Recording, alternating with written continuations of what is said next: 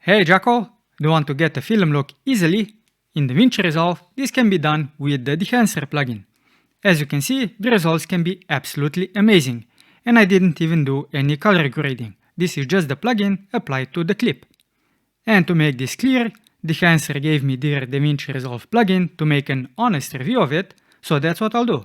Which means that they'll get to see the video at the same time as you do. So anything that I say is my own opinion. And since I don't do any movie productions, I'll show you how I use it. Now let's get digital. To download the plugin, go to the Dehancer website. You can use my affiliate link and the code for a discount, but before you buy it, I suggest you try it. I'll be using the DaVinci Resolve video plugin, but it's also available for Final Cut and the Adobe tools.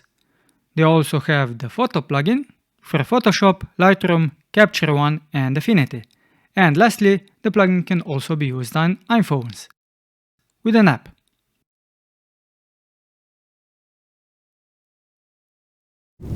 In DaVinci Resolve, when you use the trial version of the plugin, you will be able to use all of these tools, which are included in the Dehancer Pro version. So if you don't need the whole package, you can buy individual packages. When you use the trial version, you have one limitation, and that is the resolution, which is 1920 by 1080. I suggest you go to the help section and take a look how to install the plugin with the software that you use. Also take a look at the manuals and the FAQ section. Now let's hop into DaVinci Resolve. Once you have the plugin installed, put a video clip onto the timeline, open the Effects tab, type in Dehancer, go to the Open Effects, and put the effect onto the clip. The effect is immediately applied. Now, if you have the trial version and the resolution is greater than 1920 by 1080, you'll have to change the timeline resolution so you don't see the watermark. Then go to the Inspector tab and open the effects. The first thing that you'll want to do is go all the way till the end. You'll want to click on the license info to activate the plugin, be it trial or the bot one. You also have the option to deactivate it. And then click on check profiles to download the film profiles, which is what this plugin is all about. Now the way I use the plugin is simply in the edit page, but you can also do this in the color page. So I'll simply disable the plugin for now. You can go into the color page, do all of the color grading, maybe apply some LUTs. So let me just make a mess quickly. So maybe you'll have something like this. Then you'll simply use Alt S to make a new node, new serial node at the end. Go to the effects, type in Dehancer, and apply it to the last node. The plugin will dehance whatever it gets as an input, so that is why it should be at the end. But depending on the footage and the camera you use, you don't need to go into the color page. So that's why I'll just do it in the edit page. If we take a look at the input section, the source by default it is set to rec.709. You can change this. If you do, I suggest you go to the project settings and change the color science and the timeline color space. This can be anything that the video was shot in, but I'll just leave it to default. You can also change the source to a camera. In my case, the one that I have is not available, as the Panasonic options are only GH5 and GH5S. So that's why I'll simply leave this to default. You can then adjust the exposure, the temperature, the tint. Usually the change with the fringe is not that noticeable, so I simply leave it disabled. In the film section, Profile Kodak Vision 3 250D is set by default, and you can select any of the 63 profiles that you want. I don't have a favorite, I simply choose the one that looks best to me for a certain video. So in this case, let's see. Maybe I'll go with this one. You can then also adjust the exposure value here. And then we have the film compression, expand, print, and color head. I adjust these values to what I like to see, and some of them are disabled by default, so if you want to enable them, you can. And sometimes I might even disable them.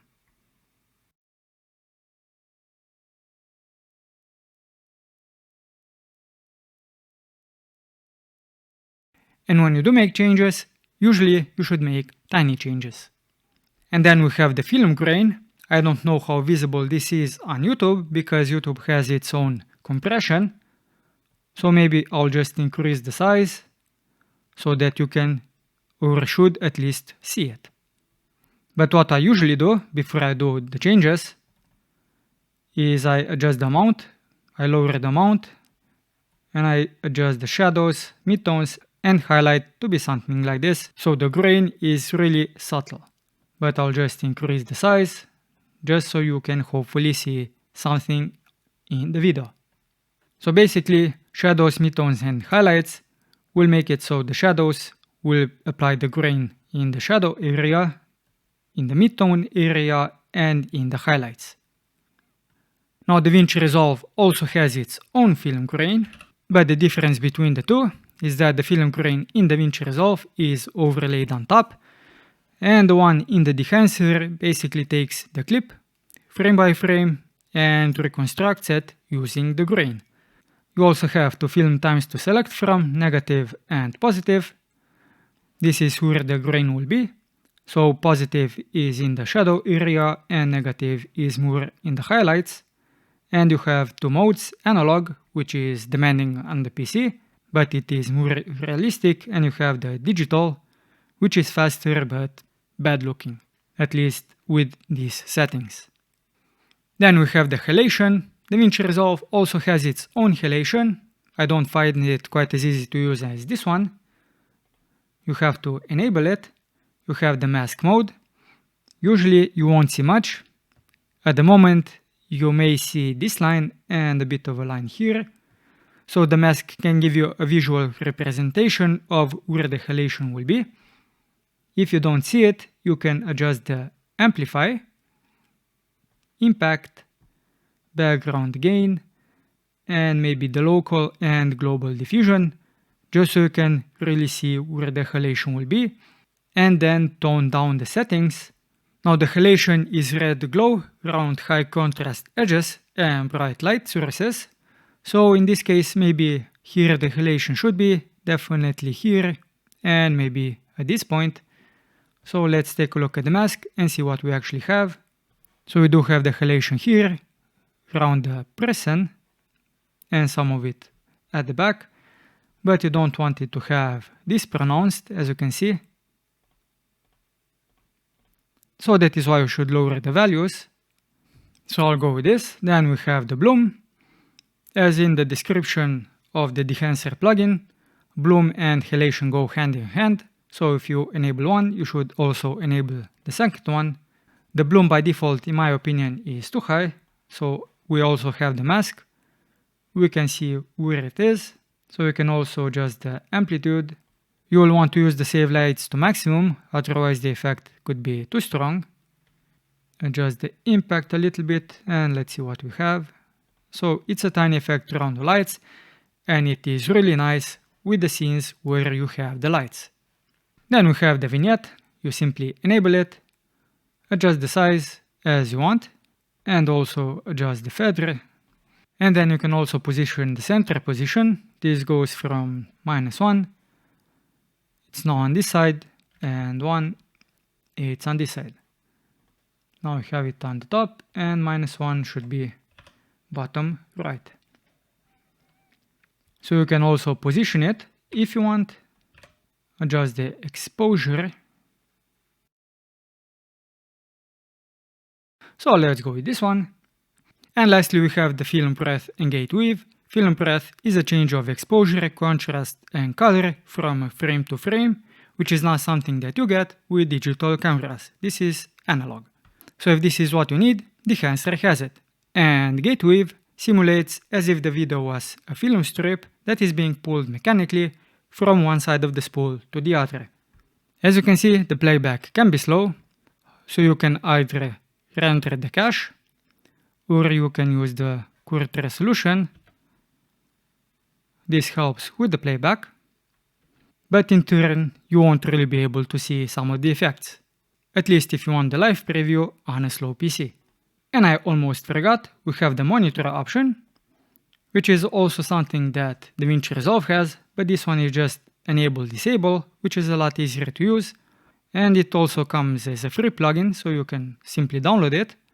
It is mainly used to see how the exposure looks like on people's faces.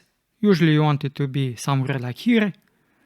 And you can also use it so you can see if the footage is overexposed, into red, or underexposed, in the dark blue. You then have the output. This is a global output scale. So any changes that you make in the Dehancer, you can simply scale them, the total impact, with this. And then the light generator, you can use this that you made in the Dehancer and turn it into a LUT. And then you can also disable the input transform so that you can apply this LUT to other clips. Now the plugin is good and easy to use, but I think for a lot of people the elephant in the room is the price of the Dehancer Pro.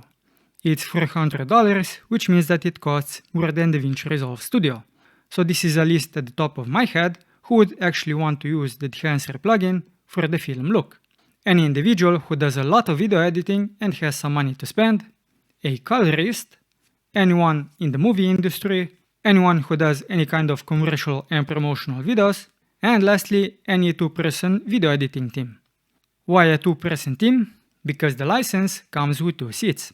I did ask if the price could be half less if there was only 1 seat, but it was explained to me that the price is set as is and the second seat is a bonus, which basically means you have an account with 2 licenses.